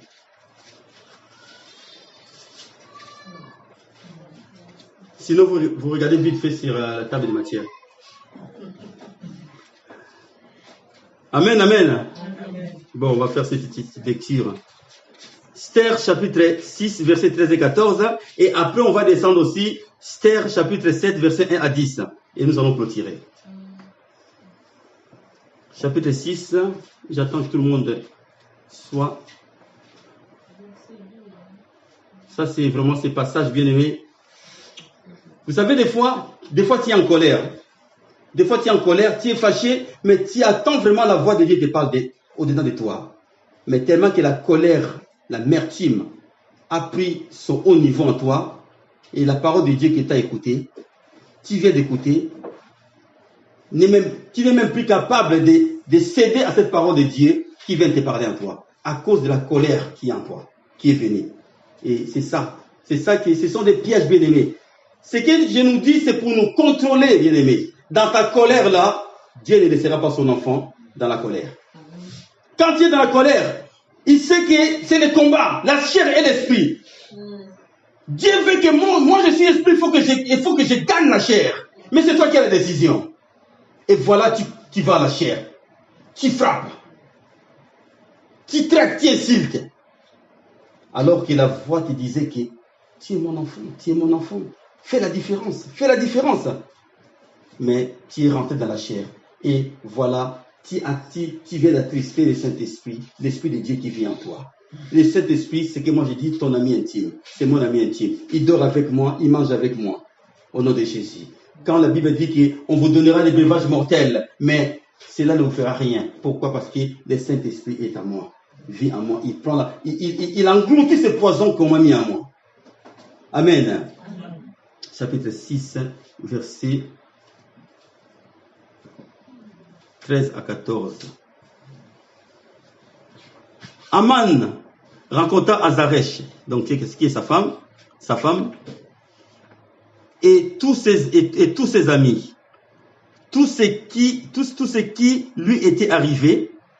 Donc je vais expliquer un peu, vite fait.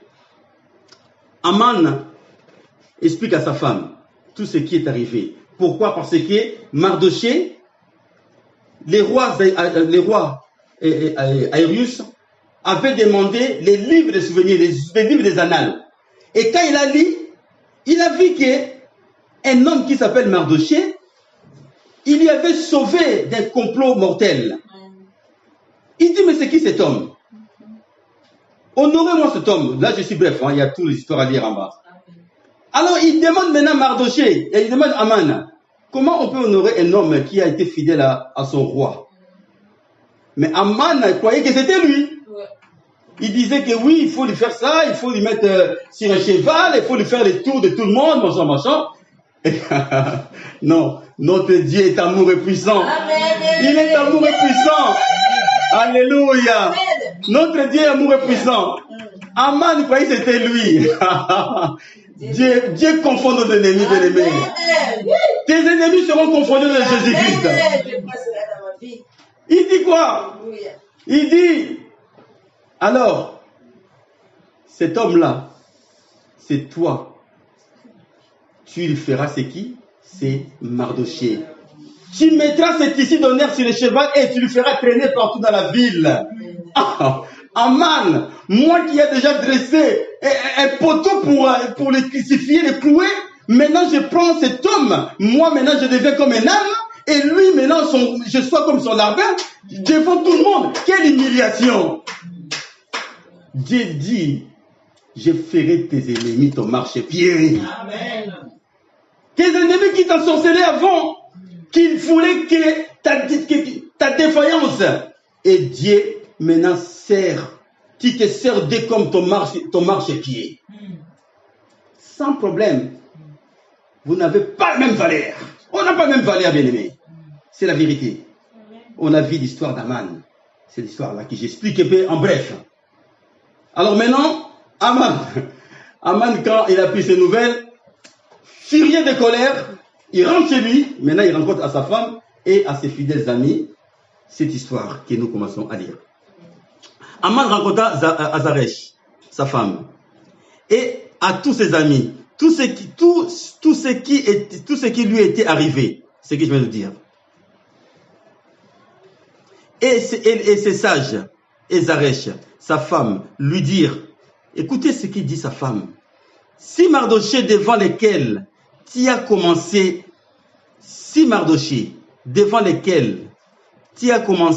de tomber, et de la race. Si Mardochée, lesquels que tu commences à tomber, il est de la race des Juifs, de la race des enfants de Dieu, de la race des chrétiens.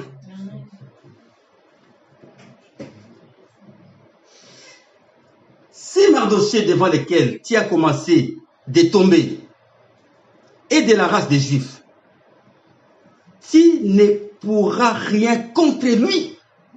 Rien ne peut ravir ceux qui sont dans les crêts de la main de Yeshua Mashiach. Ici, Dieu a donné à Azaresh la révélation. Il a parlé. Aman, tellement que l'amertume était à haut niveau, il n'a même pas écouté sa femme. S'il avait écouté sa femme, le lendemain, parce que la fête, c'était en plusieurs jours. Le lendemain, quand Aman est reparti encore en fête, il aurait pu dire, j'annule les décrets que j'avais préparés pour Mardochée. Mais non, sa femme lui a dit ainsi. Il dit, si Mardochée, devant lesquels tu as commencé de tomber, est de la race des Juifs, donc la race des enfants de Dieu, la race des chrétiens, toi et moi, la race de l'église de Yeshua Mashiach, tu ne pourras rien contre lui, mon chéri. Laisse tomber cette affaire. Mais Aman, rempli d'amertume, il ne veut pas écouter sa femme. La Bible dit qu'il puisse même retourner à la parole. La Bible nous dit quoi? Une femme sage bâtit sa maison. Amen. La Bible nous dit quoi sur la femme? Une femme vertueuse, c'est celle qui porte la couronne pour son mari. Une vraie conseillère pour son mari. Aman, toutes ces choses-là, l'amertume a pris la place pour l'amener dormir. Tu reçois un songe, tu négliges. Comme moi, j'ai fait ça il y a 10 ans. Tous mes comptes étaient bloqués pendant plusieurs mois, pendant plusieurs semaines. C'était difficile à cette époque-là. Mais aujourd'hui, par la grâce de Dieu, c'est un enseignement pour moi. Mais je l'ai vécu. Aujourd'hui, Dieu nous dit aujourd'hui de ne pas faire comme Aman. Parce que Dieu voulait sauver Aman par sa femme. Il s'est révélé à sa femme. Dis-lui que si cet homme est de la race de l'église de Yeshua Mashiach, il ne peut rien. Il tombera. Mais Aman n'a pas voulu écouter. Mais tu tomberas devant lui. Comme il lui parlait encore, les ennemis du roi arrivèrent et conduisirent aussitôt Aman au festin qu'Esther avait préparé. Il avait le temps à ce moment-là. Bien aimé, écoutons l'histoire, chapitre 7, verset 1. Les rois et Aman allèrent au festin chez la reine Esther. Verset 2, qu'est-ce que c'est écrit? Second jour. Il s'est permis de dormir avec l'amertume.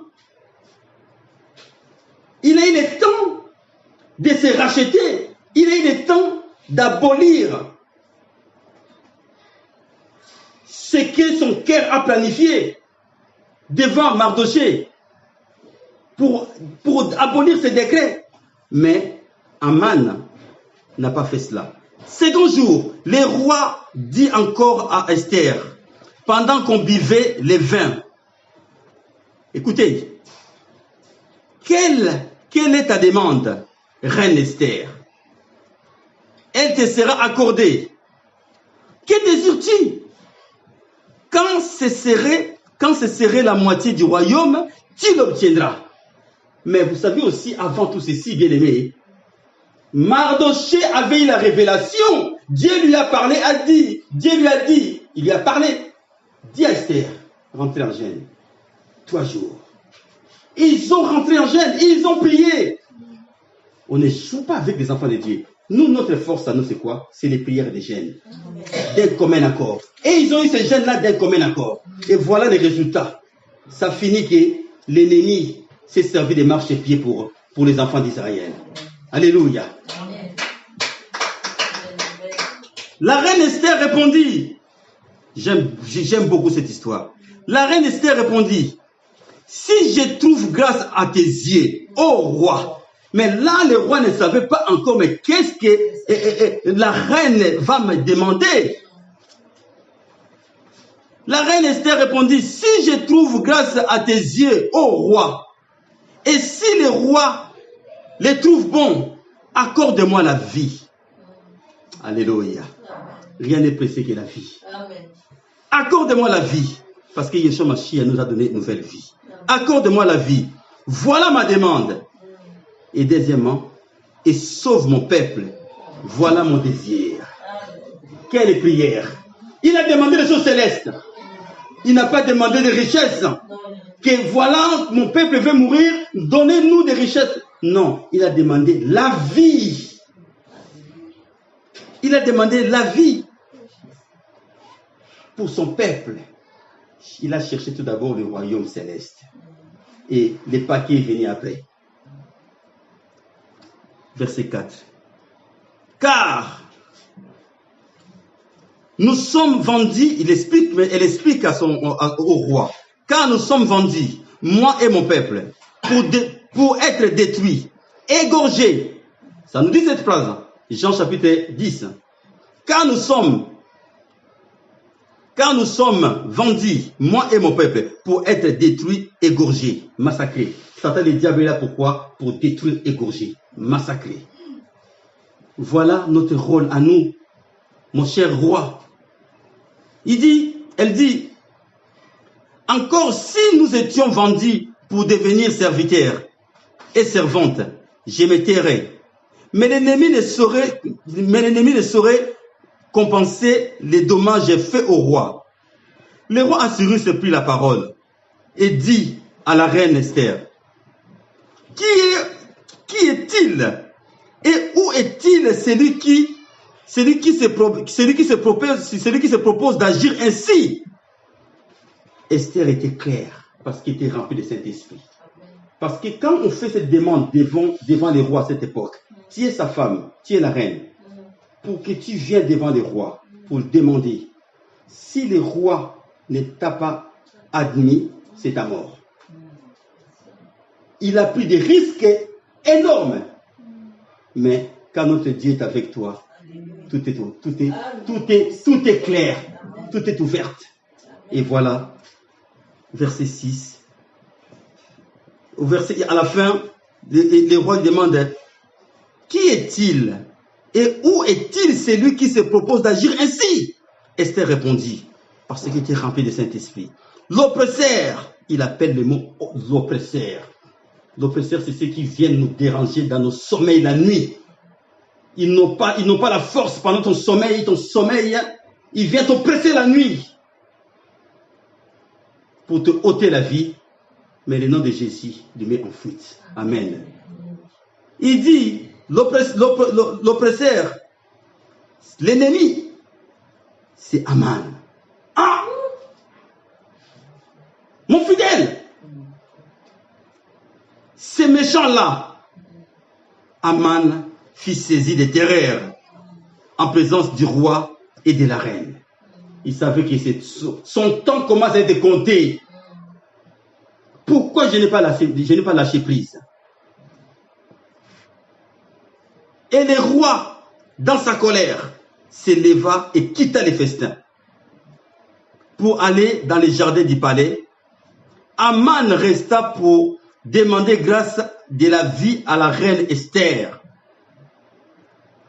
car il voyait bien que sa perte était arrêtée dans l'esprit du roi, qui n'avait plus pouvoir dans le cœur du roi. Il a dit, c'est fini pour moi là. Que j'ai tant de paix chez sa femme, la reine. Peut-être je trouverai peut-être grâce. Bien aimé, on ne joue pas avec Dieu. Quand Dieu dit que je suis le maître du temps et des circonstances, le roi, au temps précis, quelque part, il a trouvé Mardochée, Aman, en flagrant délit, à côté de son épouse, de la reine. La colère s'est enflammée encore 10 fois. De quel droit tu t'avances du lit de mon épouse, de la reine? Mais tu es vraiment un vétuaire. Tout de suite, mettez-le au poteau qui s'est fait construire lui-même. Nous disons l'histoire. Lorsque le roi revint du jardin, du palais dans la salle du festin, il vit Aman qui se précipitait vers les lits sur lesquels était Esther. Malchance. Dieu les met des temps et des circonstances. Il y a fait rentrer Aman au temps convenable. Juste au moment où Aman s'avance, aller vers les lits du roi et les lits de la femme du roi, de la reine. Et la Bible nous dit, il dit, serait-ce, ça c'est le roi qui dit, serait-ce encore pour faire violence à la reine chez moi dans le palais? Dès que cette parole fut sortie de la bouche du roi, on voit là les visages d'Aman et Arbona, l'un des eunuques. Les eunuques, ce sont ceux qui sont au service du roi pour les épouses, pour les reines. Voilà, j'avais expliqué un jour c'est quoi les eunuques. En réalité, c'est un enseignement, je vous explique 2 secondes. Aujourd'hui, on dit que dans l'Ancien Testament, les femmes, les rois ont 2 femmes, 10 femmes, 5 femmes. C'est l'image de l'église, de l'épouse. Parce que nous tous nous formons un seul corps. Et les rois, c'est Jésus-Christ.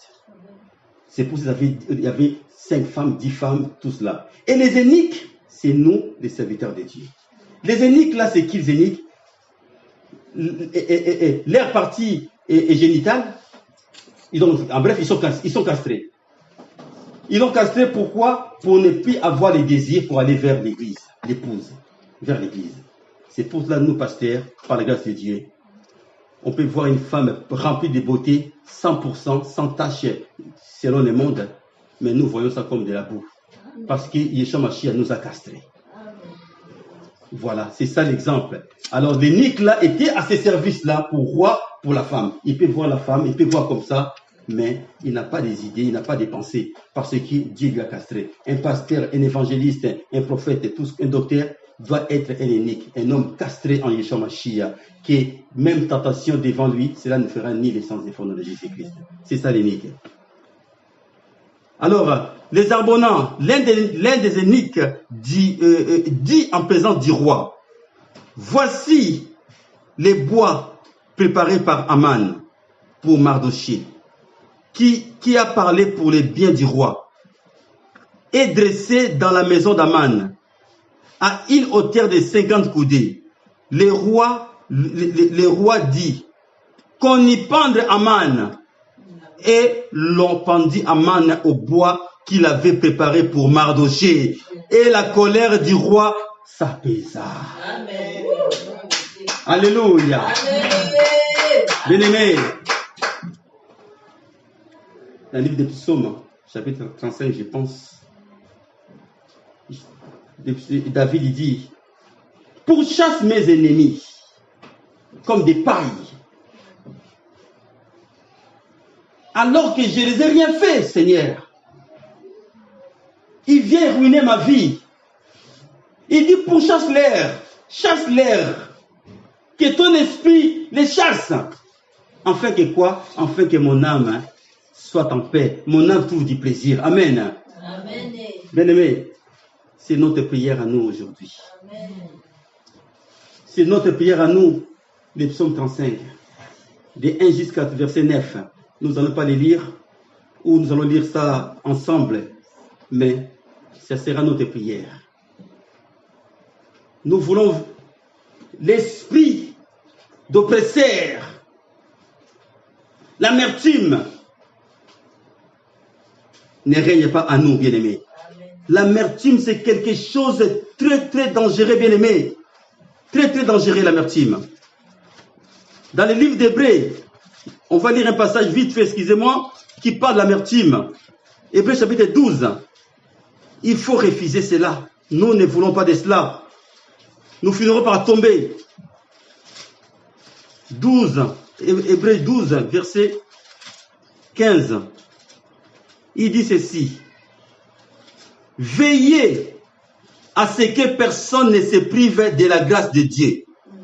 À ce qu'aucune racine d'amertume poussant des rejetons ne produise du fruit et que plusieurs s'en soient infectés. Amen.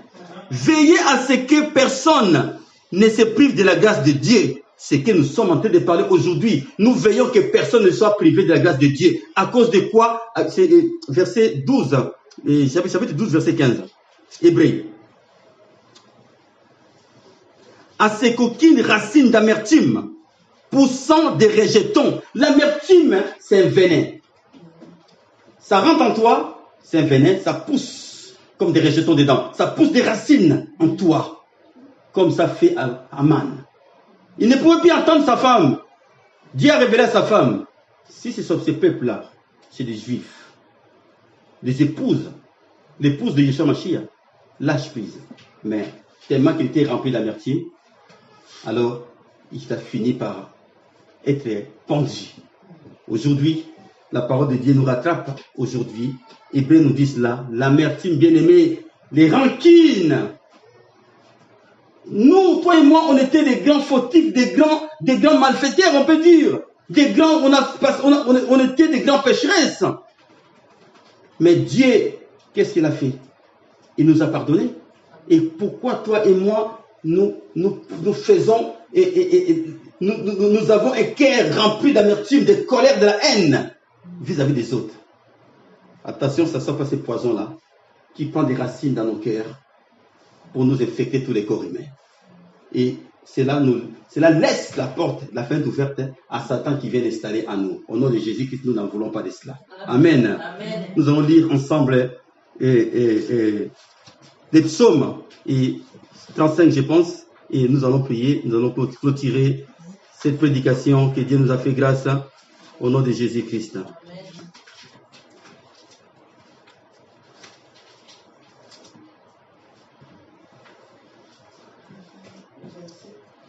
À partir du verset 1.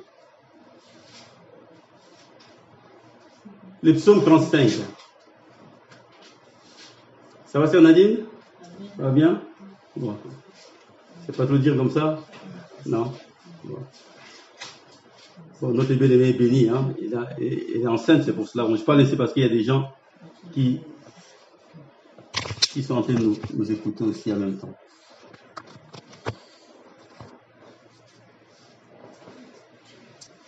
Verset 1, chapitre 35.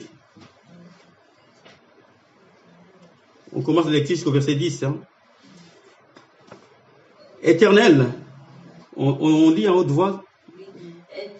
Éternel. Amen. Combat ceux qui me combattent.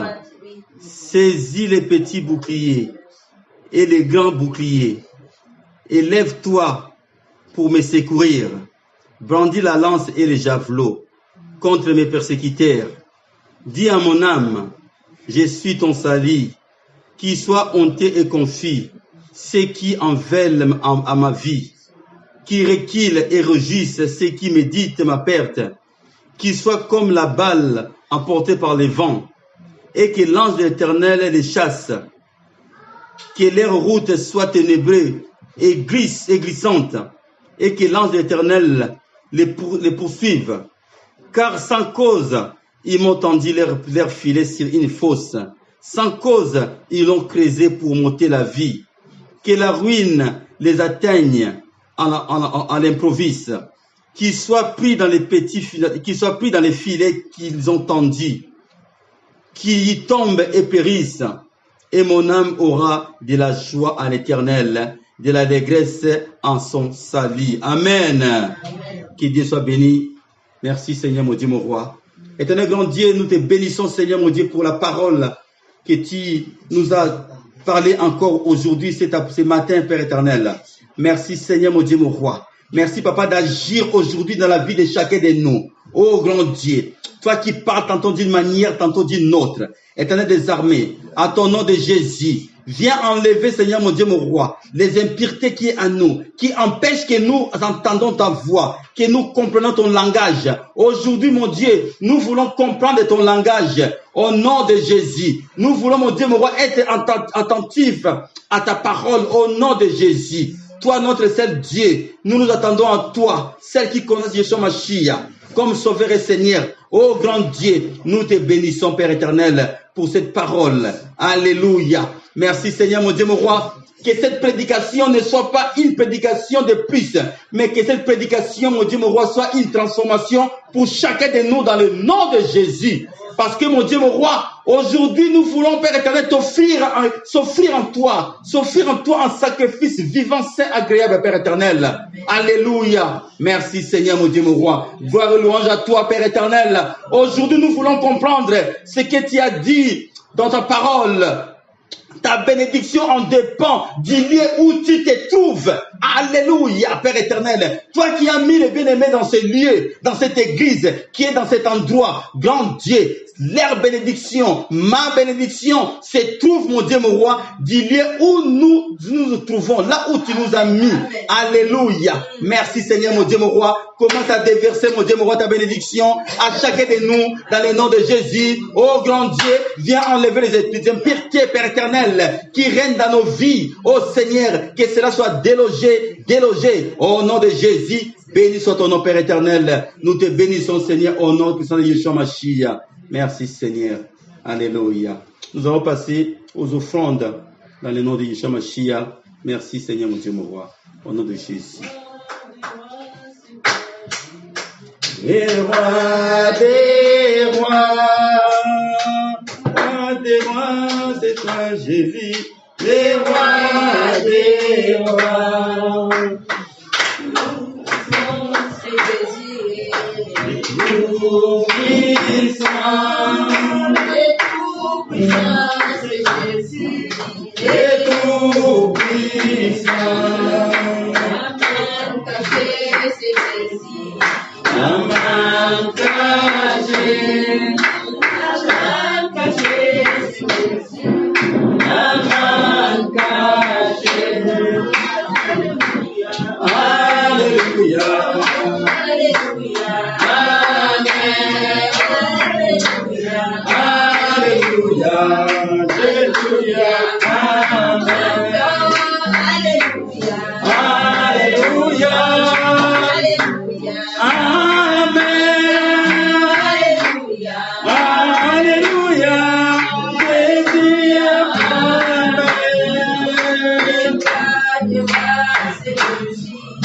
Les rois des rois.